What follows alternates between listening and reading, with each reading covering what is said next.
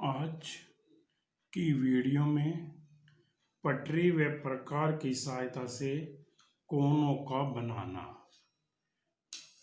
आज तक हम कोन चांदे से बनाते आए हैं, प्रोजेक्टर से बनाते आए हैं, लेकिन अब जो कक्षा 6 में शुरू हो जाता है, पटरी और प्रकार की सहायता से कोन किस प्रकार बनाते हैं। इसके लिए सर्वप्रथम हम एक रेखाखंड खींच लेते हैं, किसी भी माप का लेकर उस रेखाखंड का नाम हम ए बी रख देते हैं। रेखाखंड एक रेखा का हिस्सा होता है। कंपास में थोड़ी सी त्रिज्या दूरी लेकर बिंदु ए को केंद्र मानकर एक चाप लगाते हैं जो रेखाखंड को बिंदु सी पर काटता है। वही दूरी लेकर बिंदु सी को केंद्र मानकर एक पहले बनाए हुए चाप पर एक कट लगा देते हैं, एक चाप लगा देते हैं, माना उस चाप को डी कहते हैं। बिंदु ए से डी को मिलाते हैं। हम जांचते हैं, पर चांदे की सहायता से जांचते हैं कि यह एक बार चाप लगाने से 60 डिग्री का कोण बन जाता है। कितने डिग्री का कोण बन जाता है? 60 अंश का कोण बन जाता है। यदि मैं इसी चाप से, जो चाप था पहले वाला जहां डी पर काटा था, उस डी पर पुनः प्रकार की नोक रखकर एक और कट लगाऊं तो इस बिंदु का नाम रख देते हैं ई। ए ई को ज्वाइन करते हैं, ए ई को मिलाते हैं। हम नापते हैं 60 + 60 बराबर 120 डिग्री। तो ये कोण कितने अंश का होगा?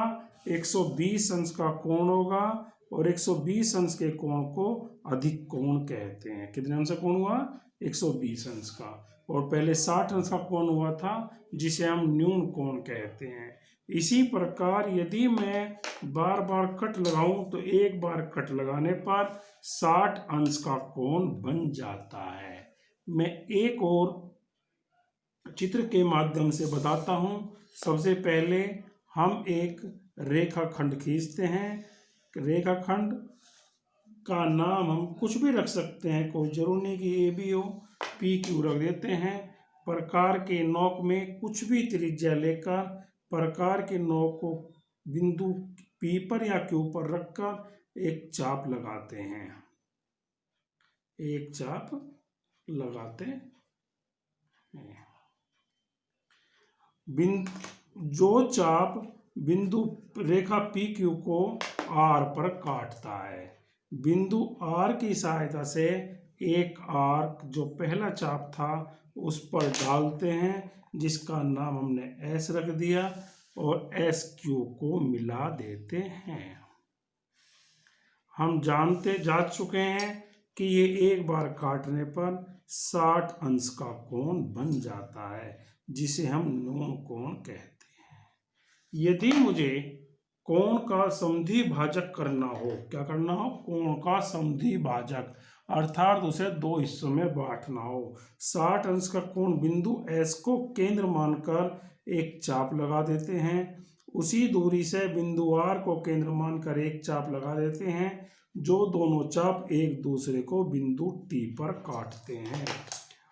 टी और क्यू दोनों को आपस में मिला देते हैं। ये हो गया एक कोण का समद्वि भाजक। 60 अंश का कोण का यदि मैं आधा करूं तो कितने डिग्री का कोण बनेगा? 30 डिग्री का। आप इसे चंदे की सहायता से भी नाप कर देख सकते हो। ये 30 डिग्री का एंगल बना। इसी प्रकार हम कोणों का समद्वि भाजक करते हुए चले जाते हैं। यदि मैं फिर कहूं, एक कोण में 90 अंश का भी बनाकर दिखा रहा हूं।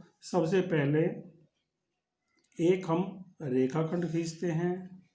रेखाखंड के एक दाईं ओर के बिंदु पर एक अर्धवृत्त खींच लेते हैं, जो इसके हम नाम रख लेते हैं ए बी सी। बिंदु सी से वही प्रकार में दूरी लेकर एक आर्क, और फिर दूरी लेकर एक आर्क लगने से 60 अंश का कोण बनता है।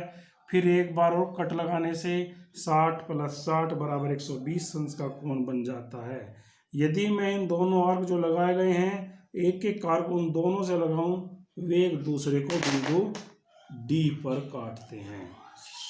D और B को आपस में मिलाते हैं। हम चंदे की सहायता से चेक कर देखते हैं कि यह कोण कितने अंश का कोण होता है।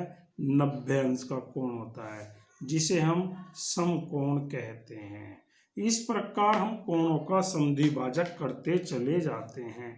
जैसे कि 90 अंश का समद्विभाजक करते हैं 45, एक बिंदु C से और एक बिंदु E से चाप लगाते हैं, जो एक दूसरे को F पर काटते हैं।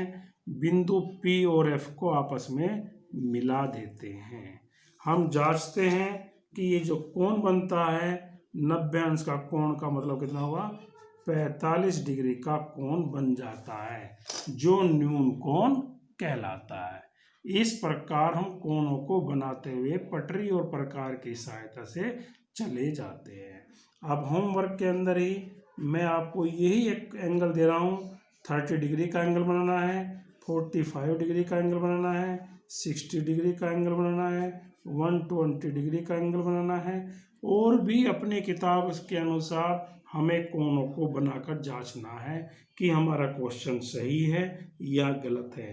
चांदे का बार बार प्रयोग करेंगे अपना आंसर चेक करने के लिए।